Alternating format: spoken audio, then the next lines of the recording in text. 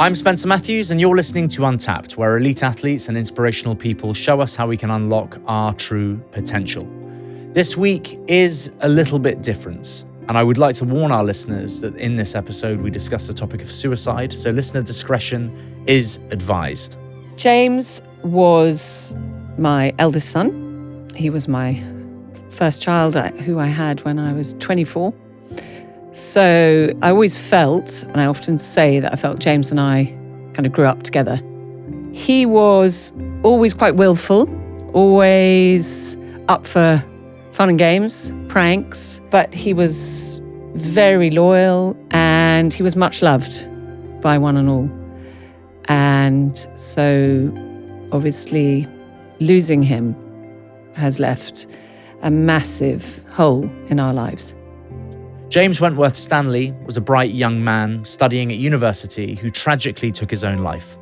His family believed that had he received a faster and better quality of intervention, his life could have been saved. And so they set up the charity James's Place to help other men in moments of crisis. James's mother Claire and younger brother Harry join me today to tell James's story, discuss the epidemic of male suicide in the UK and the work that they're doing to try and prevent it. I'm very proud to be raising money for James's Place through my Project 7 challenge later this year. And this is an emotional, thought-provoking conversation, and I hope that you enjoy it. He was someone who had such an incredible future. Yeah. And I think that's what has always been very hard for us to compute, is that, you know, he had the world at his feet.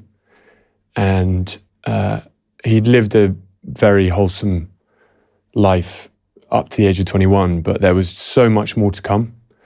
And yeah, I think that's often quite hard to contend with, but obviously we're going to come on to talk about what has sort of stepped into the void that he left, which is James's Place. And that has really been a huge help for all of us in terms of channeling all of our love, energy, emotion that otherwise would have been directed at James into what ultimately is the form he takes right now.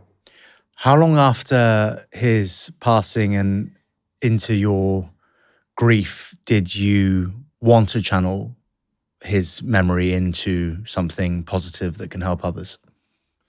Well, about 18 months after he died, we set up a foundation in his name.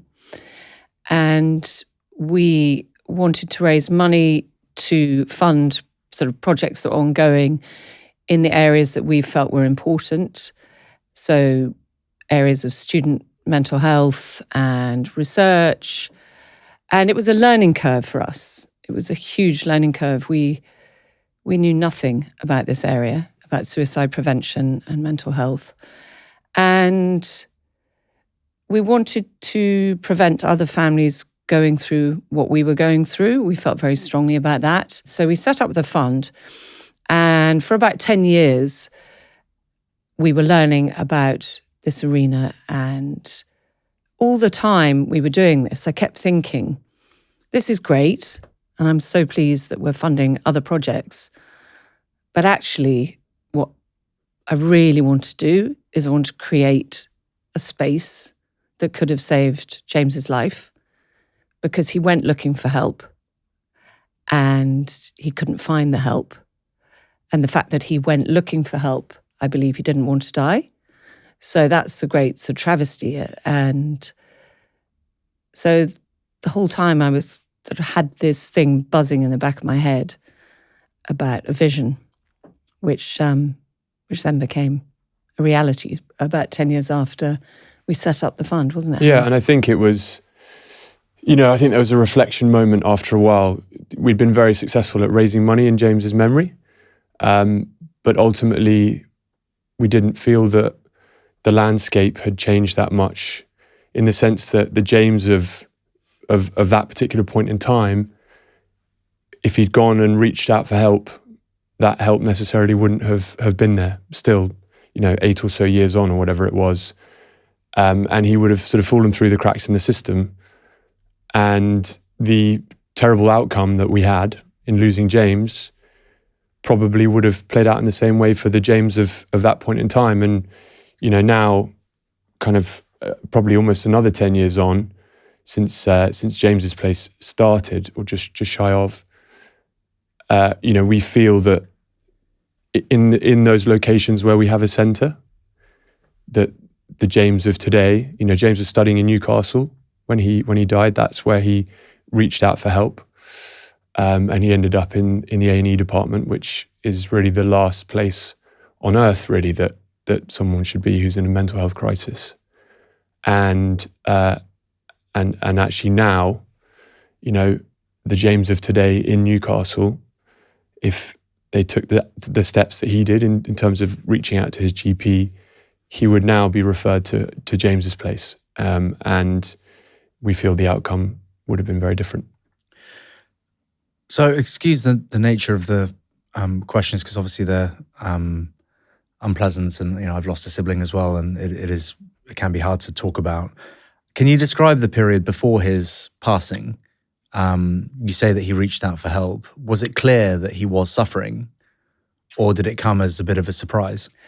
So his crisis was basically he had a minor operation to correct a varicocele, and he had that in early December.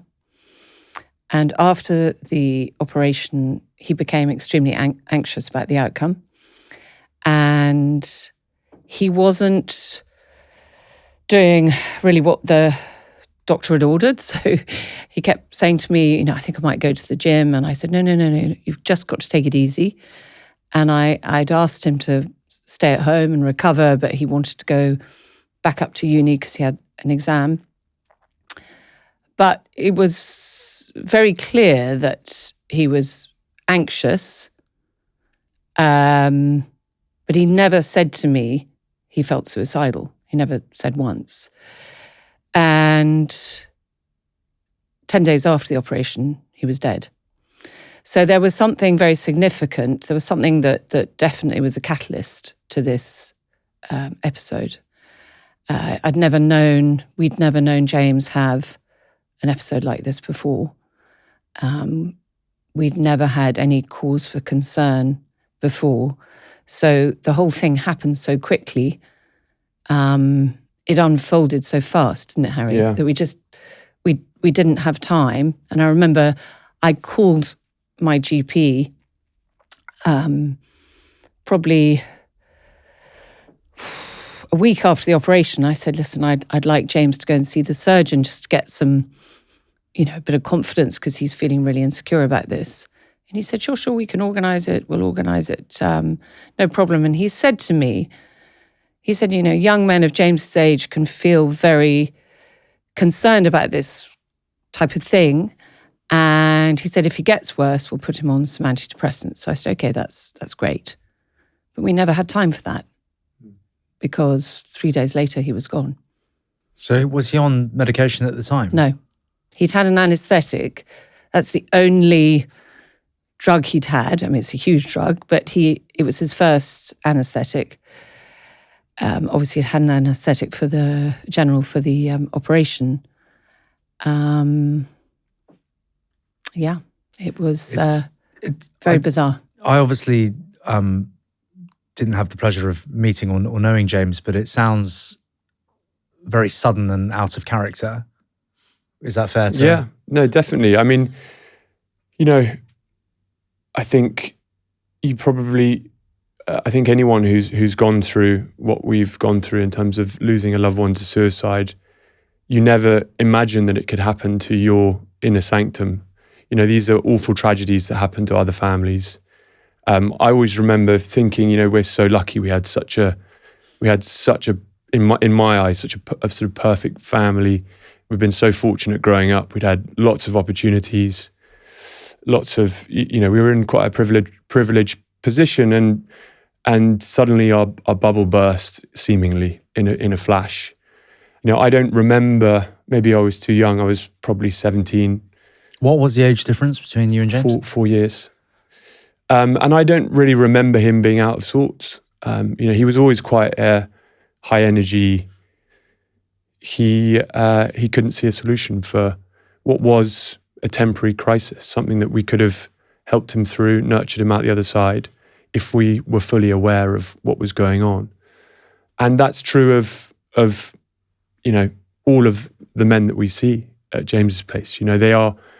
These aren't people who are who've necessarily got long-standing mental health problems. These are typically individuals who have gone through a life event of some form, whether that's in James's case, an operation, or more commonly something like a relationship breakdown. Those sorts of factors can lead someone into a mental health crisis. And for men in particular, often the hardest thing is to actually get that into the open. And then once it's out in the open and there's a dialogue, it's then a case of unpacking it and making sense of it and bringing that individual out of crisis. But, for James, I think it was relatively internalized, and the only solution that he could see was to take his own life. And, we have no doubt in our mind that he didn't want to die. James was someone who had everything to live for, and he would have gone on to do such great things. And it's such a tragedy that in his hour of need, the right help wasn't there. And, I suppose that is what fuels us with James's Place. And what kind of service do you suppose could have made that difference between him taking his life and not? I suppose the obvious answer would be the kind of service that you provide now. But what would have made a difference in your now professional opinion in those final days? Unfortunately, what happened with James was the first place he went to was a walk-in centre. He said he was very acutely anxious following an operation and that he felt suicidal. I've got the form. They wrote down exactly where he was. They also wrote down his GP's number, but they never called the GP. And you would have thought if a young man came in saying he felt suicidal, I mean that's a red flag. That's. Why would they sent him to A&E. They never rang the GP. They never contacted me, which they probably wouldn't because of patient confidentiality. But they had the GP's number. They could have called him, and he would have called me immediately. And actually, when our GP got the form, which was sent in the post, second-class post to the wrong postcode, he rang me in tears. And James was already dead. And he said, I can't believe they didn't call me. So James fell through the net, but the sort of service that would have saved him would be, I believe, what we've set up. So he would have been able to have an appointment within 36 hours. He would have been seen by somebody who would listen and would help him unpick this crisis that he was kind of creating. It was irrational, what was going on in his head, but he couldn't see that. So much so that he wouldn't have mentioned it to you. He didn't mention it, and he was such an I always saw him as an open book. So that was another thing for me, which was so dark, was that he didn't tell me, because he was always, I always felt James was always harsh on his sleeve. I always felt that we would talk about anything, but he didn't tell me about this. It's such a frightening concept, just generally, that somebody like James, and again, obviously I didn't know James, but from the way you're describing him, it's so strange to understand that a good-looking, privileged young man like James, who had the world, ahead of him, that this can happen to somebody like that. It can happen to anyone. I think that's fair. I think, there obviously are more at-risk groups in certain sections of society, but it's reflected in the men that we see at James's Place. We see men of all ages, from 18 to 80 plus, from all sections of society, from people who can't afford the bus fare to get to the James's Place, all the way to people in very privileged positions. So, there's certainly a universality to it. And, it's suicide's biggest killer of men under the age of 35 in the UK, and men are statistically 3 times more likely to kill themselves than women. So, do we know why that is? I think it's more that men find it harder to articulate their feelings. I think they find it harder to share. They see it as a weakness sometimes.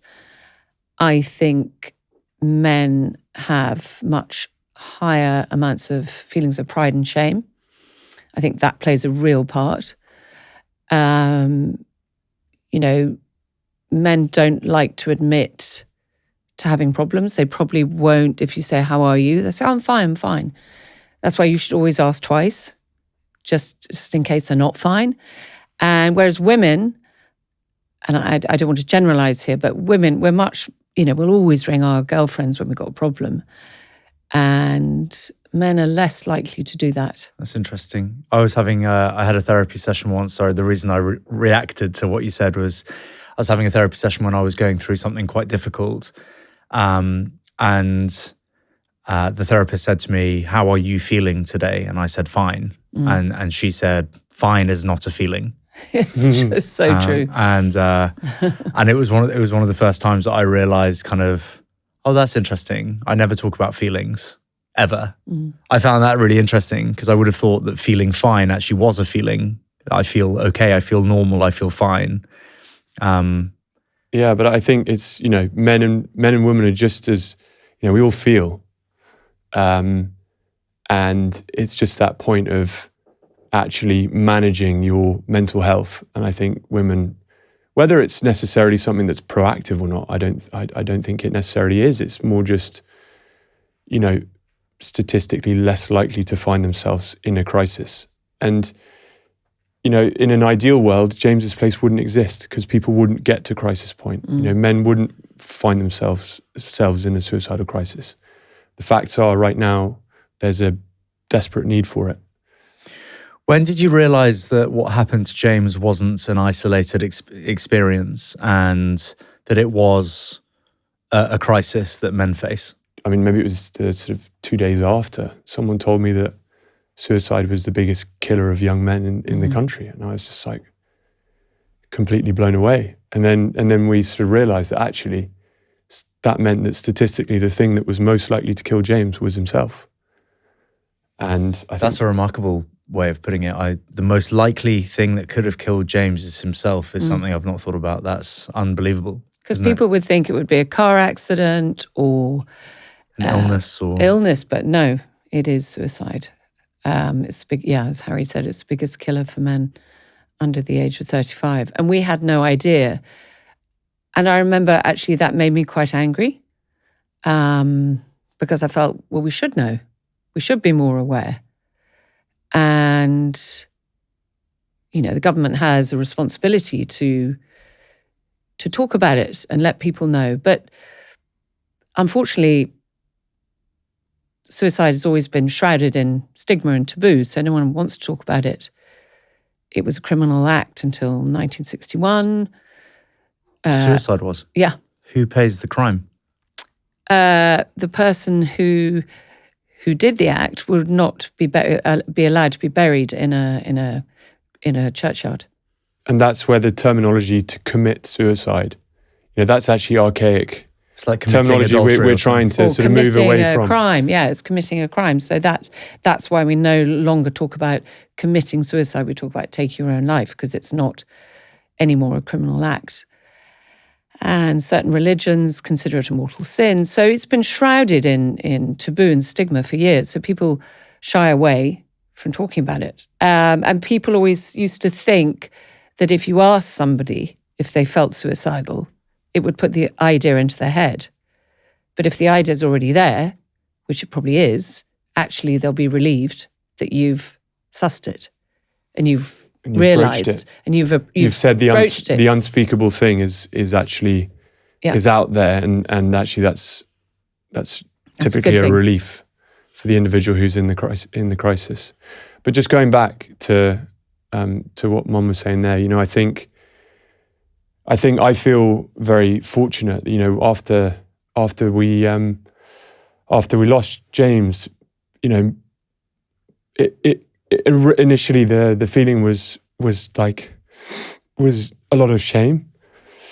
That such a thing could have happened to us as a family, and you know, I described earlier how I viewed our family, and then and actually, Mum and Dad sort of led us all by example, I suppose, in the sense they never shied away from what had happened, and actually, I think that's been a huge source of strength for all of us as a family and James's wider family and friends, the fact that, you know, that we sort of carry him.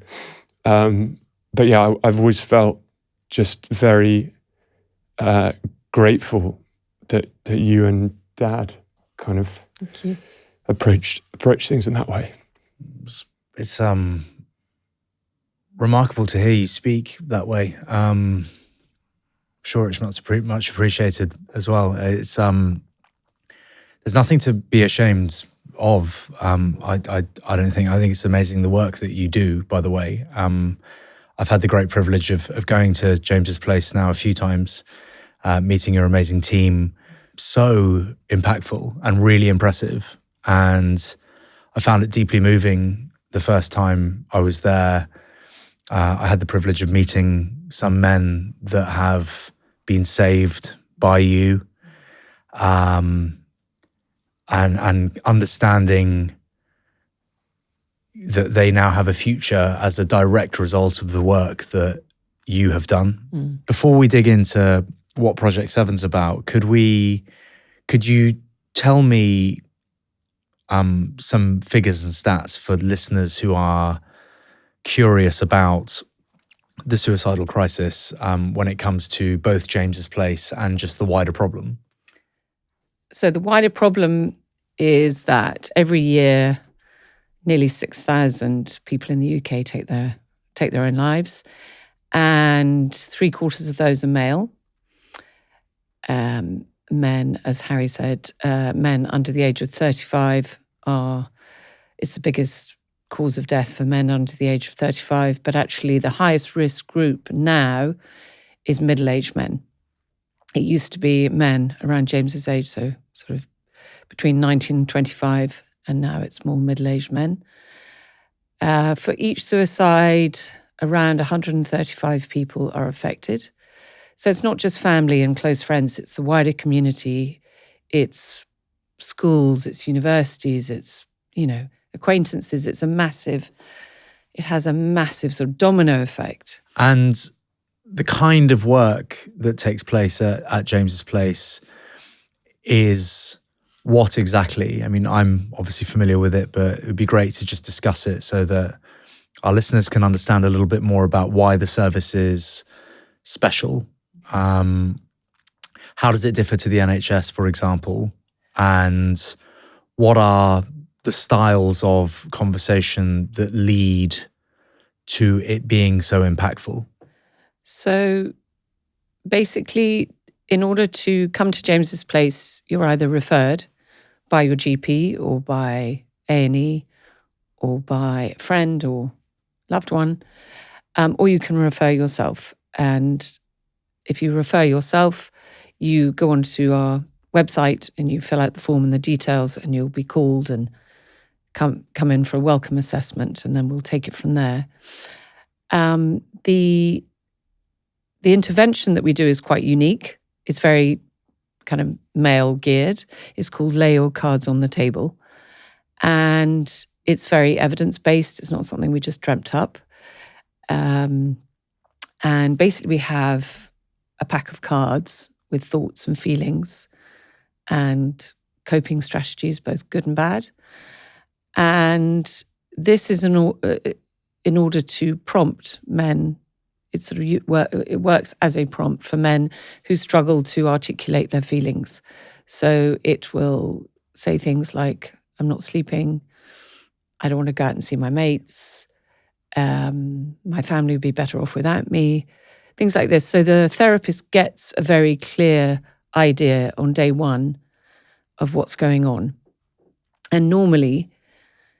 That's quite helpful. Is the kind of reason behind that so that you don't have to volunteer it yourself. Exactly.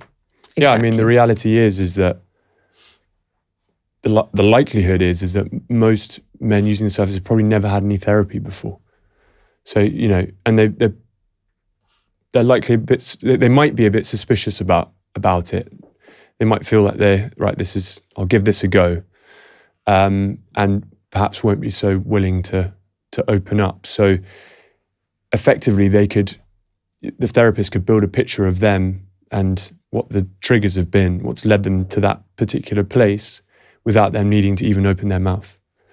Yeah. So and it also helps them understand certain connections that perhaps they wouldn't have identified had it not been sort of laid out in front of them. I think as well, not speaking for all men, but in the absence of an open mind when it comes to therapy, it's quite easy to feel like there's something wrong with yourself. Yeah. You know, instead of it just being a routine part of general mind maintenance, which is, I think, quite a helpful way to see therapy, that it's not something you turn to when you feel you need it or when you're already in trouble or having an issue. You know, if you were to make the comparison to your body when you're pushing yourself, you know, if your muscles are already shot by the time you're, you know, looking to look after them, or if you're very, very thirsty by the time you come to have a drink, you're already dehydrated. Well, yeah. And that's for us, we're seeing men exclusively who are in crisis. So, you know, perhaps those steps haven't been taken. You know, the management of mental health hasn't occurred, and they need help to sort of get clarity of thought. So it gets it out. So it's not in you anymore. It's on the table. And that's in itself is such a good thing. It's such a relief. And it's not festering inside you, making you feel anxious. It's out. You've shared it with somebody and it's wholly confidential. I think just the act of sharing it is also, an important... Liberating. So liberating. And actually, I think there's one other important thing to mention, which is, you know, often the feedback we get from the men who've used the service is that just by opening the door of James's place the first time they go and seeing this lovely space with a team that's dedicated to helping men in suicidal crisis in that particular location makes them feel less alone. You know, if there's a service like this, then it's not just me, and therefore I can get through this. You know, I'm not a special case, and I think that's always been something that's come back to us in feedback, that just the centre itself and the amazing therapists there give hope before they even engage with the therapy. Because you're trying to make the spaces non-clinical. So it is, it's non-clinical, but it's manned by trained clinicians. So they're sort of disguised, really, but they're not in white coats or anything. You know, it's a very cozy environment. And I think the other thing is that we see people very, very quickly. So we see people within, 24, 36, 48 hours. There's no waiting list. I'm assuming that is one of the main differences to other services. You know, I think we can all appreciate that the NHS does a fine job, generally speaking, but it would not be possible to be seen within 48 hours, say, no. You know, regardless of what kind of crisis you're in. No, it would not be possible. And I think when you're in suicidal crisis, the need is very urgent. It's very important to see someone as soon as possible. Yeah. And I think there's a thing about, if you presented to, say, A&E and you'd you're in cardiac arrest, or you'd had an injury, it would be, the situation is critical. It needs fixing here and now, and you would be prioritized, and the system would cater to that. Sometimes, what at least I've felt with James is that urgency didn't exist. It was like, well, you're a strapping 21-year-old guy, you'll be all right. These other people have got visible ailments that need dealing with right now. You sit down there and we'll get to you when we can. And James walked out of the A&E department 2 hours later. You know, he that was his hour of need, and the opportunity was missed. So, you know, we've identified that as an issue. We feel like James could have been saved if the right service was there at his point of need. And so it's very important to us that we maintain that. If James could see the work that's being done in his name today, what do you think he'd say? Oh, he'd just be so chuffed. I feel, I always feel that he's here just pushing, going, go on, Mum, come on, open one more.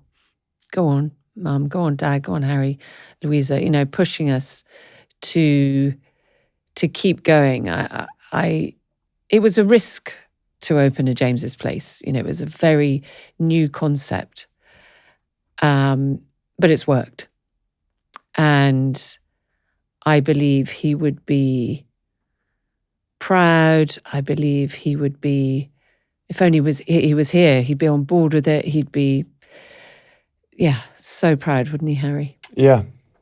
I mean, approaching it from a slightly different angle, the first thing he would say is how deeply sorry he was. I think there's no question that it was an irrational moment. You know, he didn't want to leave this earth, and he didn't want to put us all through the pain that we've gone through. But in doing so, he's set us all on a slightly different path, and I'd like to think that we've sort of seized it with every ounce of energy that we possibly could have, and I think he'd be very proud. When you look at the numbers as well of the people that were saved by James's Place, even just last year, it's a huge percentage of the overall number of people who lost their lives to suicide last year. And I'm deeply honoured, by the way, to be working with James's Place for Project 7. And it means the world to me that you've come in to talk about James in such a moving and emotional and honest way. He really sounded incredible. And I'm so sorry for your loss. We've obviously not met before, so he would love what you're doing, and would. he'd just like to be there with you, I'd imagine, wouldn't you think? Yeah. Harry? He would absolutely love it. And when Harry did his challenge, which was rowing across the Atlantic with 3 mates in 2016, you had a bird that followed you, didn't you? A storm, I think it was a storm petrel who you called Boris. Boris the bird. And we always felt that, I wasn't there. I was just sweating at home, hoping you get there safely. But Harry said he really felt that was James. I feel very blessed to have had the experience. You know, we were in one of the most remote parts of the earth. And we saw the wildlife, we endured the storms, and we did it as a unit, and we experienced it together. And then we had there aren't many challenges where the finish line is literally paradise. You know, you row into English Harbour in Antigua, and your family and friends are there, pina colada in hand. It's quite a special place to end up. So, literally the proudest moment of my life was seeing you row. I think I now know what delirious is. I mean, I had every emotion racing through my body at that moment when they lit the flares and they came through. It was just so proud of you and I just got goosebumps there thinking about you guys arriving in Antigua with you it crying, no doubt. I was literally crying, 1 minute laughing. I sort of ran down. We were up on the fort. I ran down, sort of nearly fell over. I was all over the shop and just so thrilled to see you guys come in safely, and they're all hugging each other. Oh, God, it was just incredible. Sleep and recovery are the most important parts of training, and still, so many people get them wrong. We all talk about good sleep habits, avoiding screens, winding down properly, but hardly anyone talks about the actual mattress that they're sleeping on. I can do everything right, train hard, eat well, recover properly. But if I don't sleep well, I feel it straight away. I'm not sharp, not recovered, and definitely not ready to perform. That's where Simba comes in. Their hybrid mattress design, built using the sleep data of over 10 million people, combines AeroCoil springs and Simbatex foam to keep you cool, supported, and undisturbed all night. It helps you recover properly so that you wake up ready to go again. They've also got adjustable hybrid pillows and cooling duvets, all designed with the same science behind them. And they've picked up over 100 sleep awards, including 6 Which Best Buys. You can try Simba completely risk-free with free next-day delivery, a 200-night trial, and a 10-year guarantee. And if it's not right for you, they'll just collect it. No hassle, no repacking. Because if you're serious about training and recovery, you've got to take your sleep seriously too. Check them out at simbasleep.com/untapped. If there's one thing we talk about all the time on Untapped, it's potential and how to turn that into something real. It's never about quick fixes. It's always about having systems that give you control and long-term results. That's exactly what Hive is all about. You'll already know Hive for their smart thermostats, but now they also unlock your home's energy potential with eco-tech that makes it easy to generate, manage, and use cleaner energy. And with solar, the sun literally becomes part of your setup, powering your home, storing what you need, and even letting you sell the rest back to the grid. And the Hive app puts control right in your hands. You can see everything clearly in one place, giving you the power to make smarter choices every day. Hive helps you take control of your energy today for a stronger, smarter tomorrow. Hive, know your power. Visit hivehome.com to find out more. Subject to survey and suitability. Output varies by season and may not cover all electricity usage. Paid for surplus requires an eligible SEG tariff. If you're enjoying this conversation, please do me a favor. Hit subscribe wherever you're listening or watching. It only takes a few seconds, but it really helps the show, and it means that we can keep bringing you incredible guests. Now, back to the show. How long were you at sea? 39 days. Wow.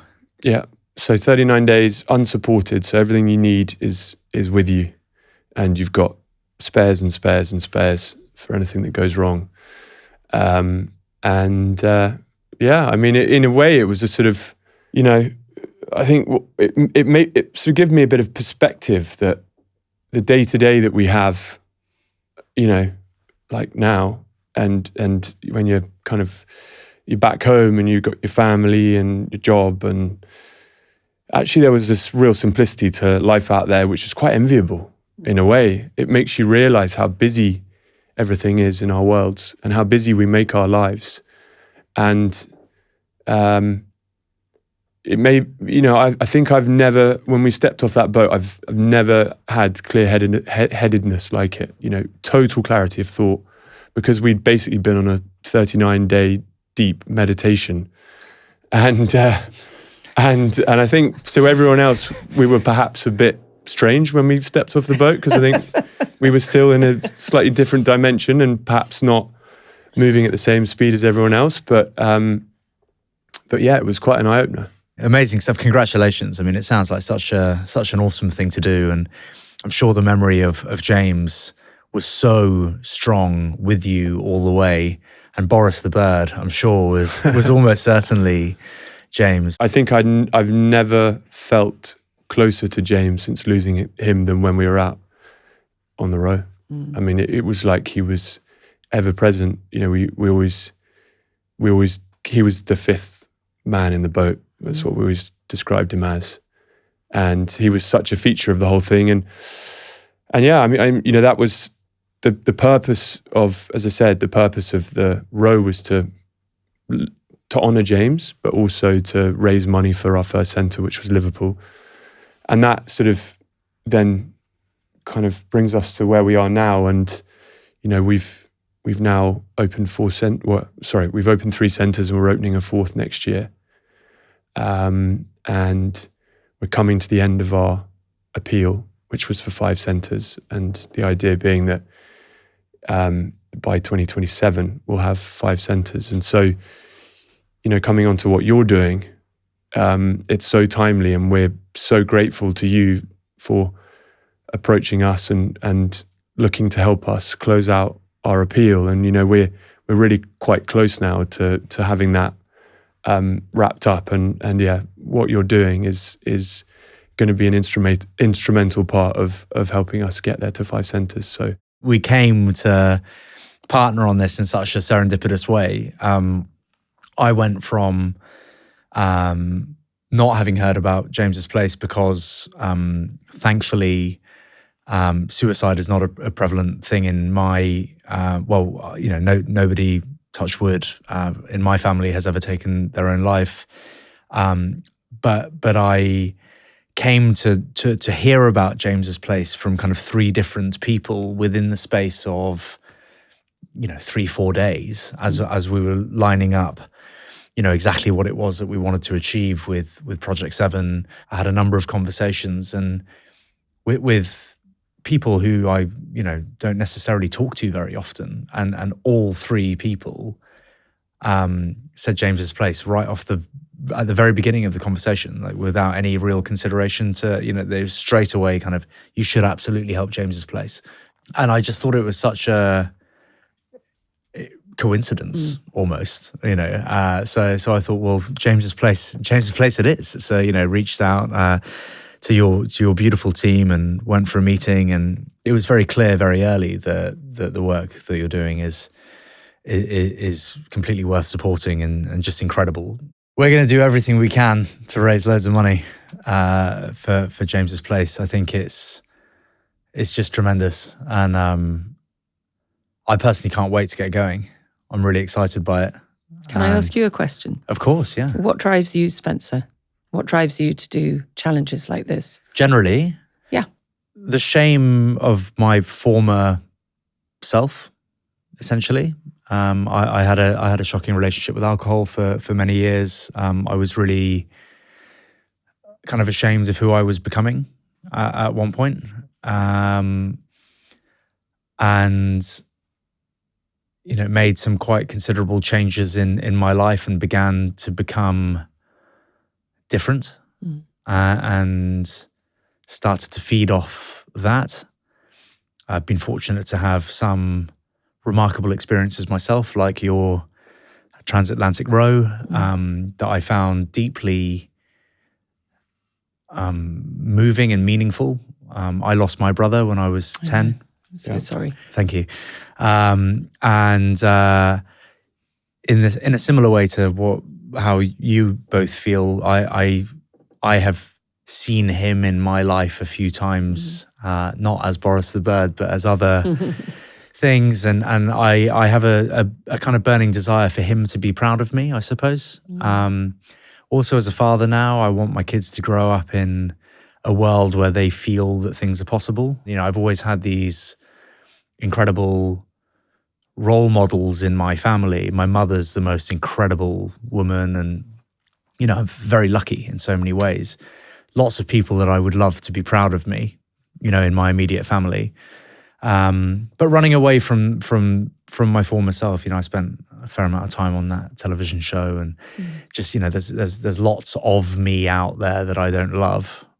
So kind of being as different from that person as I can be, but using that as a source of fuel, I suppose, is relevant to me. I also happen to love it. I love adventure. I love exploring things. Pushing myself mentally and physically is something that I care about. It's how this podcast came to be. I left my other shows to pursue this so that I could talk to, inspiring athletes and people about how we can all do more. I have a general belief that most people can do extraordinary things if they, I agree, if they stop imposing mental barriers on themselves. I'm one of those people who used to think that I knew my body quite well until I started using Whoop. I began to see exactly where I was overtraining, under-recovering, and basically sabotaging my own progress without realizing it.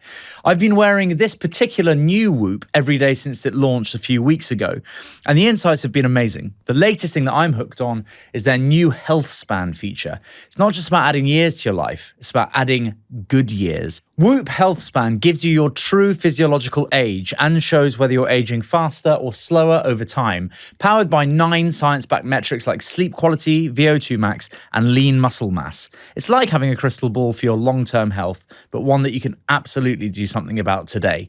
And the best bit is that you can try the brand new Whoop and get access to features like Healthspan, pace of aging, along with all of their core metrics, absolutely with zero risk.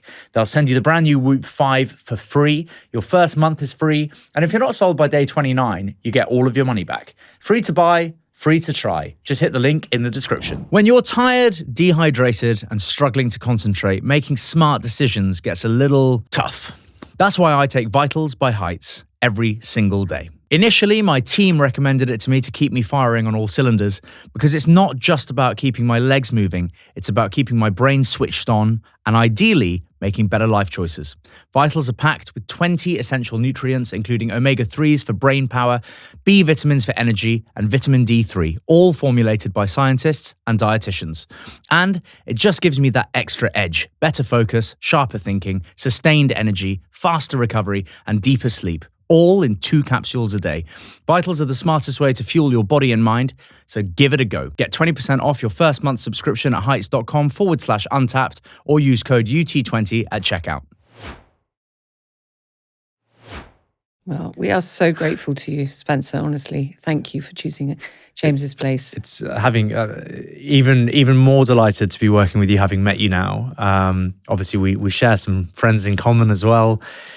So I couldn't be more delighted that you've come in to have this conversation, and thanks for being so truthful and candid about James. I really have a greater sense of who he was now. Must take a picture of him with us on the challenge as well, if you have one. Definitely. Maybe Boris will be by your side as well. I'd love that. You never know. Well, we've got plenty of... hopefully he doesn't arrive in the form of a leopard seal. But no, we're really looking forward to it. And we'll be in touch, all being well, in every continent, along every step of the way. Well, anything that James's Place can do to support you, you let us know, please. We'll be posting and reposting and storytelling as much as we can. I'll tag you in pretty much everything that we put out. So Please do. That'd be wonderful. Thank you so much. Well, I mean, you've literally saved thousands of lives. So congrats. Thank you. Thank you. Thank you so much. Please do follow or subscribe to the show wherever you're listening. It only takes a moment, but it makes a huge difference to us. We have truly incredible guests every single week, and you wouldn't want to miss an episode.